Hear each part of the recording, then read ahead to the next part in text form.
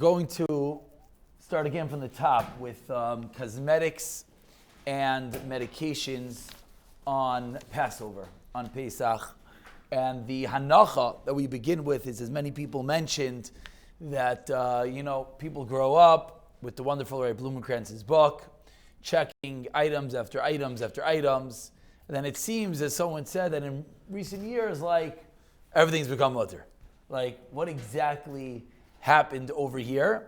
And more important to what happened is what should happen. What should happen? Should everything stay the way it is? Is there a makkah for a kula? Or more importantly, what exactly is the sugi here? So, first of all, as we give the akdama with all Vilchas Pesach, that if someone is machmir, and it's a beautiful thing. Pesach, we know there's wonderful chumras, Klal Yisrael's adapted chumras, and certain chumras also don't really cost anything. We spoke about cleaning, and their chumras had a tremendous cost. The cost of cleaning, we said, could come at the expense of Simchas Yantif, which might even be a daraisa. So that's a tremendous cost.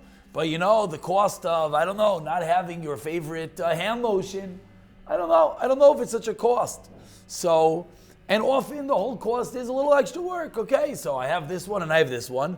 Which one should I use? Should I use this cologne or that cologne, this perfume or that perfume? So something like that, as we're going to see, once there is a makim for a chumrah, then it will be a beautiful thing to be machmir. Whereas if there's no makim for a chumrah, then you're just wasting your time. So the basic background that we need to know is we're going to try to split everything in this year into two categories. Something that you put in your mouth, something that you don't put in your mouth. For the obvious reason that items that you put in your mouth are much more chamer than items that you don't put in your mouth.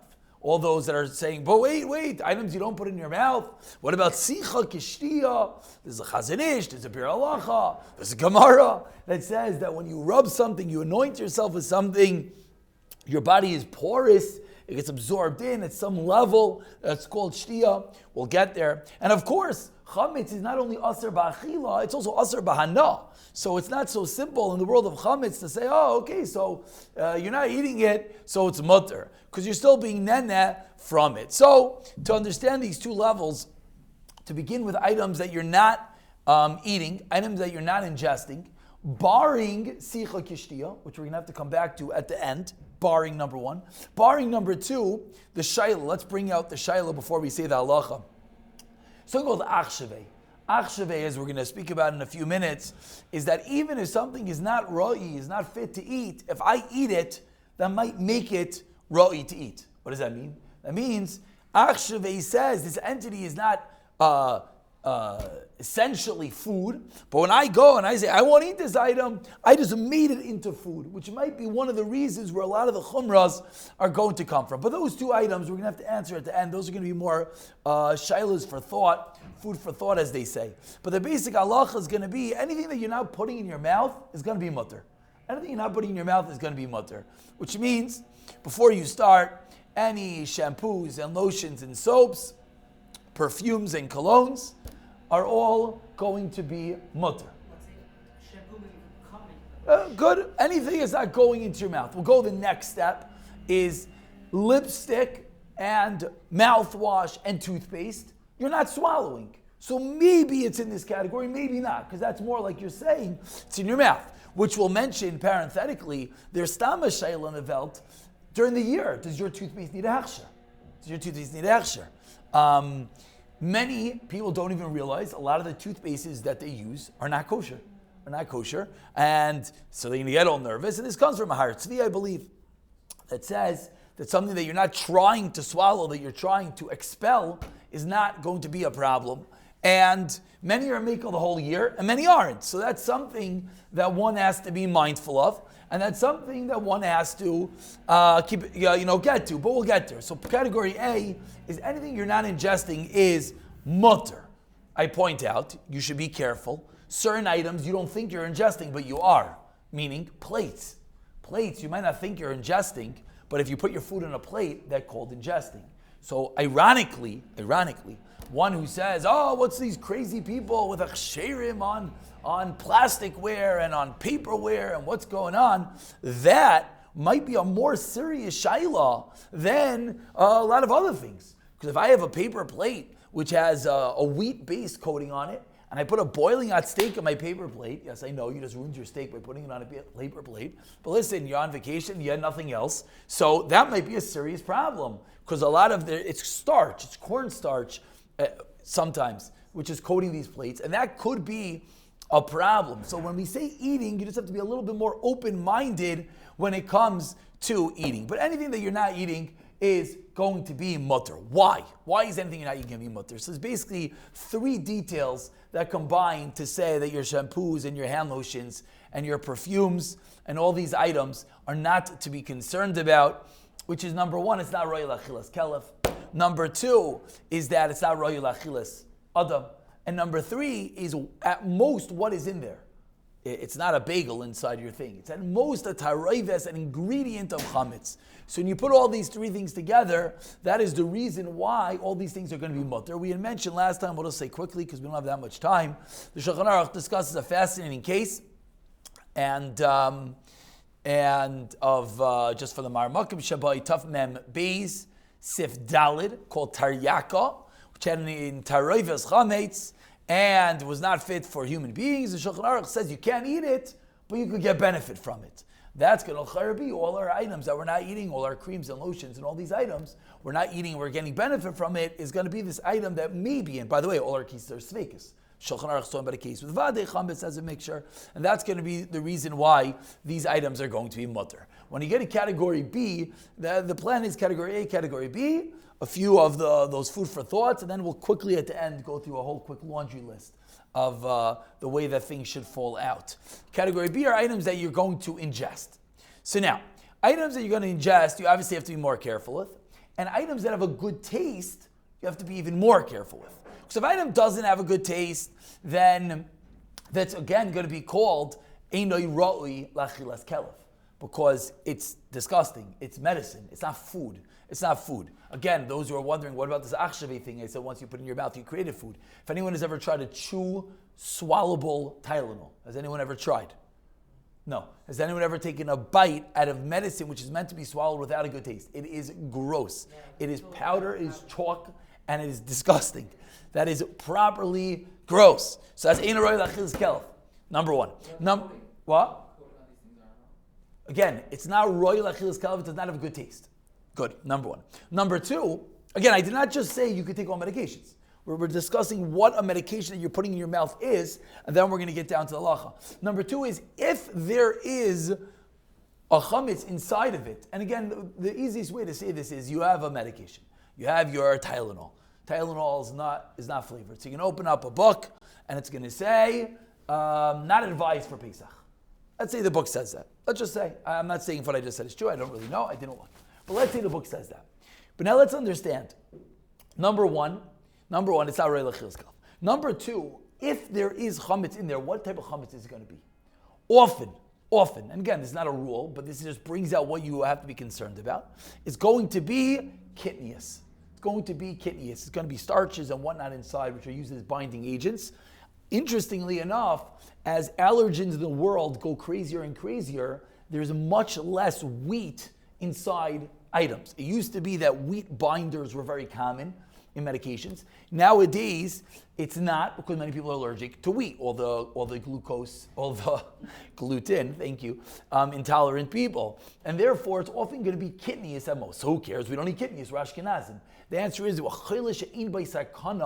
allowed to eat kitnius. So now, if you can have a prescribed medication without a good taste, you're basically going to be good to go. And the reason is because at most is you're going to have kitnius. And kitnius, is allowed to be taken. So what basically boils down to over here is that we're going to have 3 levels within items that go in your mouth. What are the 3 levels? You can have something that 3 levels, or A, B, or 1, 2, and 2A, 2B, however your brain likes to categorize things. We're going to have flavored and not flavored. A non-flavored medication is going to be mutter. It's going to be mutter if you're a chayla for sure, because at most, what is it going to have? Kitnius. And even if you're a non-chayla, it's also going to be mutter. Why is it going to be mutter? Because it doesn't have a taste. So why did I just say those 2 levels? Because that's where the chumrah is going to come in. a non-flavored medication for a non-chayla, so you say, why are you taking the medication? Okay, you're not a proper chayla she'ein by sakana. The chumrah is going to be due to achshavei, which we're going to get to in a few minutes. But you're right, ba'etzim is going to be mutter. Now, if you have flavored medications, now there's going to be two categories in flavored medications. Now is where you have to get worried. If you have a flavored medication, it could contain chametz, and then it's aser, kol tov, not kol tov. Big disclaimer. Something that a doctor says you must take every day, you have to take every day, and you have to call the rabbi and make sure you can take it every day at Pesach. Meaning, in the world we live in, a doctor might tell you to take it every day because you're going to get acne. I don't know what not. That's not going to be a siva to be mako. But if a doctor says, if you don't take this, God forbid, your heart's not going to, you know what I'm saying? Then, even if it's going to take chametz, that's called a chayla sheyesh by sakana. That's something else. So the huge disclaimer is never stop taking a medication without consulting rabbinic and medical help. Now, if I have an item with flavor that contains kidneys, what's the halacha going to be? If you're a healthy person, you can't have it. If you're a non-healthy person, if you're a chayla, you could have it. Children are chayla she'ein by sakanas, as we've seen many times. So now you want to know, can I give my child the flavor Tylenol? So what's the answer going to be? The answer is going to be, we're going to verify that there's no wheat in it. And what's it going to have? It's going to have, how are you going to verify there's no wheat in it? It's very simple. Or if you just look at the box, it's going to say in it, gluten-free. It's going to say it does not contain any wheat. Why is it going to say that? It's going to say that for anyone who's allergic, celiac, etc., etc.